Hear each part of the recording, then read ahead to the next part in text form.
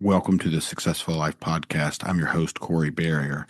This show is your go-to resource for real stories, expert insights, and proven strategies that empower you to break free from addiction, rebuild your life, and become the strongest version of yourself, physically, mentally, and emotionally. Each week, I'll bring you conversations with guests and thought leaders who have walked the path of recovery and personal growth. Whether you're navigating sobriety, seeking mental clarity, or building daily discipline, you're in the right place. Let's get into today's episode. And don't forget to leave a 5-star review on Apple Podcasts or Spotify to help others find the show. It's Corey Berrier, yeah, come learn with me. Take you down the path of our journeys. This is the successful life. It's time to take what you learned, apply it to your life. It's your turn to live a successful life. You are tuning in to the Successful Life Podcast. 3, 2, 1, let's go. Welcome to the Successful Life Podcast. I am your host, Corey Berrier, and we are on Black Friday, or for my plumbing friends, we are in the middle of Brown Friday, depending on when you're listening to this. If you're listening to it on the day it drops, which is every Friday at 4 a.m., then hopefully you get to listen to this before you go tackle all those plumbing jobs this week. If you're not in the industry, you have no idea what I'm talking about. But if you are in the industry, you know exactly what I'm talking about. Busiest plumbing day of the year. Not only that, it's the busiest shopping day of the year, so they say. And hope everybody had a fabulous Thanksgiving. I had a great Thanksgiving. I got to spend it with my dad. And now I'm back here recording this for you. And, I've had a good week. I connected with a friend of mine. I've known him for about 3 years. In fact, he's been on the podcast. His name is Derek Cormer, and got to connect with him this week. I'm going to go down and see him at the first of next week and check out his company. And I'll keep you posted on that. So I want to talk about today gratitude. And gratitude is something that centers my life every morning. If you've listened to this podcast for any amount of time, you know that I send out a gratitude list to about 126 people every single day. And the reason I do that is because for much of my life, I wasn't very grateful. I wasn't very grateful for things. I took everything for granted. I wasn't grateful for the fact that, I got up this morning, I worked out, I cleaned my apartment, I got to go have lunch, Thanksgiving lunch with my dad. And, for years I would take those things for granted. I would take you for granted. I would take everything for granted because I was really a selfish human being. And over the last 2.5 years since I've been completely sober, a lot of that selfishness has dissipated. And a lot of it recently I've noticed is because I think there's always a selfish gene. I think I've mentioned this with everybody, but I view things in a way now that help me to be grateful. So back to the list. I know I'm kind of gotten off track here. So I send out that list every morning. And the reason that I send it out is because it helps me to frame my day to be grateful. And I list out 5 or 6 or 7 things that I'm grateful for. One of those recently has been my buddy Ryan Wheeler, who has been in the hospital for about 30 days. Now his daughter broke her elbow, and she's in the hospital on Thanksgiving Day. And I look at my buddy Ryan, who I think the world of, who's the nicest guy you've ever met. And, I love Ryan, but I wouldn't want to trade places with him right now. And so, when I see a homeless guy on the side of the road, I used to think, what a loser. And now I think, what is that guy struggling with? Or somebody cuts me off in traffic. I realize that it's not they're not cutting me off in traffic. They just have something better to do or somewhere they need to get to faster. And they, selfishly don't really care that I'm in that lane. And it's not even entirely their fault. They may not even have seen me. It could be a multitude of things. Maybe they just found out that, maybe they just lost their job or their company's going bankrupt or their wife's cheating on them, or it could literally be anything. And so I think recovery has given me a perspective that helps me have a lot more empathy for people. And, that has carried over into business for me because I think about, and I mentioned this on one of my previous podcasts, maybe even been last week. It was last week, so if you're in a sales role, when people don't buy from you, you got to empathize with those people. And if you start out with the empathy in that sales process, then people believe that you can feel their pain. And as an example, I'll just say, Mr. Customer, I know today you didn't wake up. You didn't wake up expecting to have to call me and replace this system. I'm going to walk through this with you. I'm going to answer any questions that you've got because I know this is a big decision. And I want to make sure that I answer everything for you. And so you can make the right decision. And whatever that decision is, whether it's to go with me or whether it's to call another company out, I just want to make sure that I've done my job today to help you because I know this is a tough situation and you're probably worried about, you might be worried about how you're going to pay for it or if there are financing options or how quickly we can get out here. And I'm going to cover all those things today in this conversation, so I won't leave any question unanswered because I've been right where you are. And a few years ago, I had to do the same exact thing. It was unexpected. It was the middle of the summer. And fortunately, I knew who to call. And I know for you, this may be the first time. Sir, is it the first time that you've ever had to call an HVAC company? And then you have to go with that answer and go from there. You gotta kind of feel out what they say and listen to their response. It's much like when I'm sponsoring guys. If I ask a few questions to get a temperature on how they're feeling, then I gotta sit back and listen to what their response is, and got to read their facial expressions and pick up on their tonality. Are they talking really fast, or are they talking really slow and low, or are they really excited? All three of those could mean, where all three of those could determine the direction of where that conversation goes. And it could be three different directions. And I think because I've worked with human beings in this realm for so long, and I love studying human beings. I love watching people's facial expressions. I like listening to their tonality and seeing micro expressions. And micro expressions, whether you know this or not, as humans, if you're talking to someone and they have they put off an incongruent micro expression. In other words, you ask them how their day is and their mouth kind of frowns a little bit and they say it's great.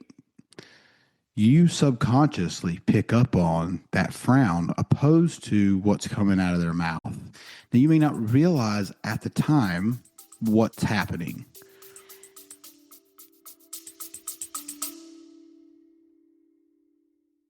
Hey there, quick reminder. If you're enjoying the Successful Life podcast, don't forget to hit that subscribe button. Right now, only 53% of our listeners are subscribed. And that means nearly half of you might miss out on new episodes as soon as they drop. Subscribing is free. It helps us grow, and it ensures you stay up to date with every insight-packed conversation. So pause for a second, hit subscribe on Apple Podcasts, Spotify, or wherever you're listening. And let's keep building that successful life together.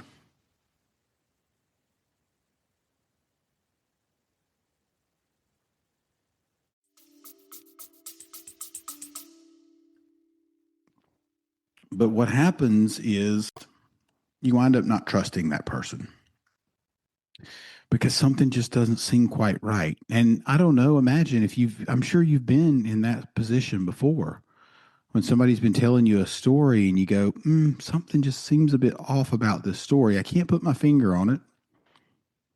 I'm not saying that the guy's lying, but I don't know. Something just seems a little bit off. Well, if you're in sales or you manage people, you've had this experience because customers lots of times will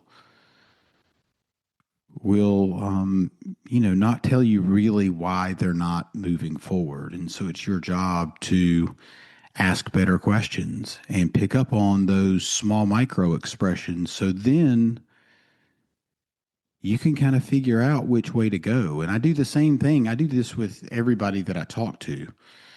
And I wouldn't say that I'm an expert at it, but I've just observed people for so long and I've been in a lot of crazy situations, whether it be in business or whether it be personal or been in recovery. You get met with a lot of different folks throughout your life. And if you're conscious, if you're aware of what your surroundings, I should say, then you'll start picking up on these things. It probably has helped that I've listened to 1,000 books on this and I've studied human behavior for quite some time.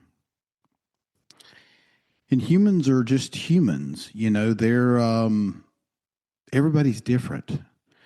Everybody talks different, everybody says different things. Everybody acts differently. And I think where a lot of people get stuck in picking up on these human interactions, or if you're not acting like me, then it's wrong. And that's crazy, and it's pretty selfish back to that part. And so not everybody's going to act like you. But that intuition when you get you get that gut feeling that something's not right. And then that something comes up and it's not right. And it's a bomb drop. I'll give you a great example. My ex-girlfriend and I broke up a few months ago. And, I had that gut feeling. I had that gut feeling that something wasn't quite right. But I ignored that feeling. And I pushed it to the side and I said, okay, don't be negative. You don't think that way. You need to be optimistic. All that stuff's great.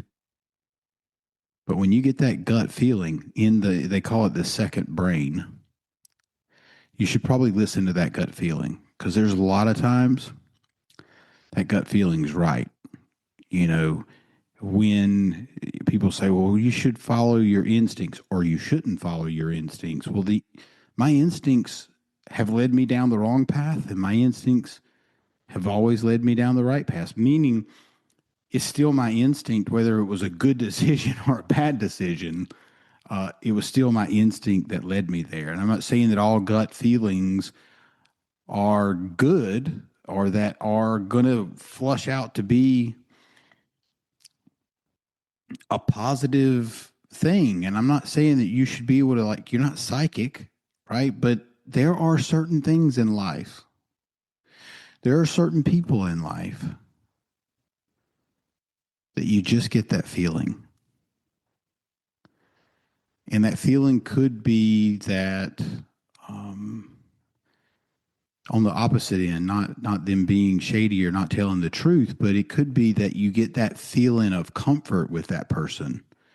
And everything flows, their conversations flow, the ideas flow. Your ideas almost seem like they're coming from the same place, almost as if you're taking the words out of one another's mouth. And that is actually called a flow state, when you can have a conversation back and forth and and the conversation flows with ease. And I get to have those conversations a lot of times. And it's either, can be in recovery for sure. And it also can be outside of recovery, you know, and being able to recognize when those things are happening, and not sabotaging those things. Because I think sometimes, as I mentioned in the past podcast, it's, sometimes we are really hard on ourselves. We're probably the hardest people on ourselves than anybody else in our lives. And, instead of maybe thinking that you don't deserve something, maybe look at it like you do. I mean, just imagine, what if every time you go, well, that's probably not going to work out for me because it's just too good to be true. The other shoe's going to drop. I should expect the worst. Well, what if you expected the best? What if you didn't think the other shoe was going to drop? What if you did believe that you were good enough for whatever situation this is? What if you were in the right place at the right time? Well, Corey, this never happened. I have bad luck. Well, if you think that way, you're going to keep having bad luck. You're going to keep being in the wrong place at the wrong time if your mindset is, I'm going to be in the wrong place at the wrong time. Opposed to just making a choice to change your mindset and say, I'm going to be in the right place at the right time. And it's going to be the exact right time I'm supposed to be there. And that's been my experience. Things don't happen on my timeline. Things don't happen when Corey wants them to happen. They happen on, for me, is God's timeline, and really not a second before. Now, I can try to force something. I can try to force a round peg into a square hole, and guess what? It's never going to fit. And, recovery has taught me, just like I mentioned last time, not every customer's for you, and not every situation's for you. Not every situation is for me. And so sometimes you just have to cool your jets, be patient, and wait for that right girlfriend or that right position or that right, whatever it is you're trying to manifest in your mind, and let go of control, which is really hard for a lot of folks. Trying to control the outcome of something is, it's in our nature to want to go do things, especially as men. We want to make sure that we fix things. I mean, if you're married, if you've ever had a girlfriend, then I don't know if you know this or not, newsflash, your job's not to fix everything. Sometimes your job is just to listen. That'd be great if you could ask that question before the conversation. If you just say it's with a girlfriend or a wife, am I giving advice in this situation, or am I just listening? And you will set yourself up for success, my friend, if you do that. Because we just naturally want to try to fix things. We want everything to go smooth. We want to do everything in our power to make it right. Well, sometimes making it right is just listening, especially when it comes to a male-female relationship. And, it's just about communication, and asking that question up front will help you to better communicate with your partner. I guarantee it. I guarantee it. And listen, just like your customers, if you're in sales, if you allow your customer to talk long enough, they're going to tell you exactly why you're there, exactly how you can help them, and exactly what their real problem is. And it's not just that the AC broke. That's not the real problem. The real problem is you've inconvenienced their life. The real problem is you've held them up from going to work that day. The real problem is my wife is screaming down my neck because she woke up and it was 100 degrees in the house. And so the real problem is I want to get her off my back. The real problem is I want to get back to work and make money because I'm not making money sitting here with you. The real problem is I want to make sure this gets done quickly and efficiently so you don't have to come back. That's what people really want. So you got to figure out how to solve their problem, right? When people first come in to recovery, their problem is I don't know how to stop drinking and drugging. And there's a major problem, but the real problem, let's just be honest, that is the problem. But the real problem is there are consequences. They've done something wrong. They've got a DUI. They've committed a crime. They've lost their job. They've lost their wife. They've lost their kids, or all of those above. And so if somebody says, oh, yeah, I just want to quit drinking. Yep, no, that's not really it. Yeah, I know you want to quit drinking because you want to solve these other problems behind it. And so I use my ability to read people, to communicate as I do in business, the same way I would do in recovery, the same way I would do in a personal relationship. They're all the same. And, is it always the easy way out? Not necessarily, because sometimes you just got to be patient and really listen to where that person's struggling and see if you can figure out the real reason why they're there. And if you've done this enough times like I have, it doesn't take near as long to figure these things out because if you've had the experience that I have, both in sales and recovery, you know that people are not going to tell you right off the bat what the real issue is. And so if you're a technician in the field, or you're a comfort advisor or a field supervisor or an electrician, listen, go back and re-listen to that last part, because if you just learn how to look, most guys in the field, especially when it comes to technicians and guys that are doing the work in the trades, that are turning the wrenches, you don't really love talking to customers to begin with. So use this as a superpower. It's going to allow you to not talk as much, which is what you want, and to continue to get the answers that you're looking for. And check your ego at the door. Your ego is not your amigo. And if you can do that, and it takes practice, and it takes some coaching, and it takes some, practice this at home, practice this with the person at the store, practice it with everybody that you can come in contact with, and you'll get better. You'll get better at listening. And let me clarify the difference in empathy and sympathy. Empathy is I can relate to you. I can put myself in your shoes. Sympathy is I feel bad for you. I feel bad that you're going through this, and you can feel bad, but people would rather you have empathy for them than sympathy. Sympathy can feel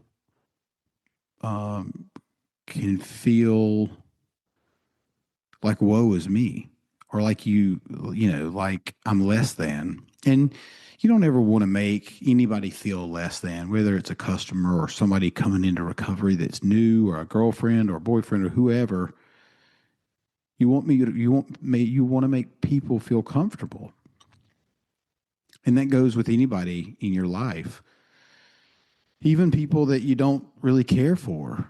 If you have those people in your life, it's, not everybody is going to be your cup of tea, but everybody deserves the respect of you listening to them and being a good human being.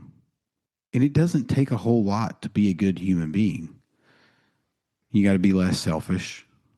You got to think about other people. And I think if you think about other people and have empathy for them, you're going to be more of a likable person. And people like people they like, right? People, that will have less interactions with you if they think that you're, condescending, or that you're a terrible listener, or if you talk over people. gosh, I can't stand when people talk over me. But I also realize, they just don't know any better. Their emotional intelligence is subpar. And I'm not making fun of them. I'm just saying, like, I know how to regulate that. And I regulate that through, I just stop talking and wait for them to finish. And if it happens multiple times, let's say you're in a conversation with somebody and they interrupt you 3 or 4 times, eventually, if you just stop talking and wait for them to finish whatever they feel like they need to talk about, pick right back up where you left off and keep talking. You know what I mean? And just, you don't have to be a jerk about it, but they'll eventually get the idea. Now, if this is with a customer, you got to be a little bit more conscientious about how you're communicating with them, because they're your customer and you're there to sell them something, and you got to be a little bit more aware. But let's say it's a girlfriend or a boyfriend that's, that interrupts you every 5 seconds. You gotta set a boundary around that situation, or it's just going to keep happening. And boundaries are important. Boundaries are important in your workplace. They're important in your relationships. And boundaries are not blocking people out. You know what I mean? A boundary is saying, I'm not willing to continue. This would be internally, right? I'm not going to continue having a conversation with this person because they keep interrupting me. Again, that's internal. So you just got to be patient, let them finish talking, let them get out whatever they are trying to get out, and then just resume, right? Or you could even take it a step further if it's somebody that you have a personal relationship with and say, I'm really having a hard time hearing you. I'm really having a hard time hearing you when I'm trying to finish telling you what I was telling you. And that'll shock somebody to their core, right? If it's a girlfriend or a boyfriend, or maybe one of your coworkers, they'll get the hint, right? But you can't say that until after they stop talking. So I think today's theme is, human interaction and trying to put yourself in other people's shoes. I picked up a lady the other day, and it was the day before Thanksgiving. And she got in my car, and I was taking her to the airport, and her name was Grace. And I said, Grace, I said, it's such a beautiful name. She was like, oh, thank you. And she sits down in the car and she goes, my niece just got killed last night. She's 30 years old, and she was out drinking. It was 3 o'clock in the morning in Atlanta, and she's not even a big drinker. She just got promoted from her job at Delta. She's supposed to be getting married in March. Her mother's here out of the country planning the wedding. And just like that lady lost her niece that night, and they don't know why. And so I think by me, smiling and saying how much I really liked her name, gave her an opportunity to tell me that story. And I was really grateful to hear that story, as sad as it is, because it helps me to realize we only have today. We only have today. And just like that 30-year-old girl's life is over. And, we're not promised tomorrow. And so it's hilarious when I hear people say, well, I'm going to go to the gym tomorrow. I'm going to get on this diet tomorrow. Well, tomorrow may never come. So you might as well start today. There's no better time to start than today on whatever that thing is that you have been procrastinating on. Whatever you've been dragging your butt on, just start it today. Just start the diet today. Why would you wait till tomorrow? Stop drinking today. Stop cheating on your wife today. Stop smoking today. You may not have tomorrow. And so, hearing stories like that helps me to be grateful for my life and be grateful for the things that I have and the people that I have in my life today. And so I think as I started this about the gratitude list, I think that gives me an opportunity to tell those 126 people that I'm grateful for them and to share the things that, I'm grateful for in my life in hopes that maybe it sparks some gratitude in their heart. And I don't, I do it because it helps me. And I know it does help some other people because I get responses back telling me that they're grateful that I send them this list. And it's wild because I wonder how many of them actually open it. But then if I don't actually forget to send it, but sometimes I'll send it out later than 3:30 in the morning. And if 6:30, 7 o'clock rolls around and that gratitude list hasn't been sent out, I'll get messages. Hey, man, you all right? Hadn't received your list today. Just want to make sure everything's okay. And I'm thinking, holy cow, I didn't even think this person opened my list because they don't ever respond or they don't react, which is totally fine. But it's really interesting how that practice has kind of helped transform me into a person that does care about other people in a deeper way, that does have more empathy for people. And I am grateful for you. I'm grateful that you listen to this podcast. I'm grateful that, this is our 6th year. This month actually is the 6th year I've done this podcast almost every single week. And it helps me to be able to sit here and talk to you about these things. And my hope is that, you get something out of it. And my goal is to improve your life while also improving my life by talking about these things. This is a special space for me. And I hope it's a special place for you. So appreciate you guys. Every Friday morning, 4 a.m., this podcast drops. I appreciate you, and we'll see you next week. That's a wrap for today's episode of the Successful Life Podcast. If you found value in this conversation, make sure you subscribe so you never miss an episode at successfullifepodcast.com. And if you're enjoying the show, we'd love for you to leave a 5-star review on Apple Podcast. It really helps us reach more people looking to build a successful life. Stay focused, stay driven, and we'll see you next time. If you took anything away from this podcast, make sure you subscribe, leave a review, and go check out some other episodes on successfullifepodcast.com. This is the Successful Life.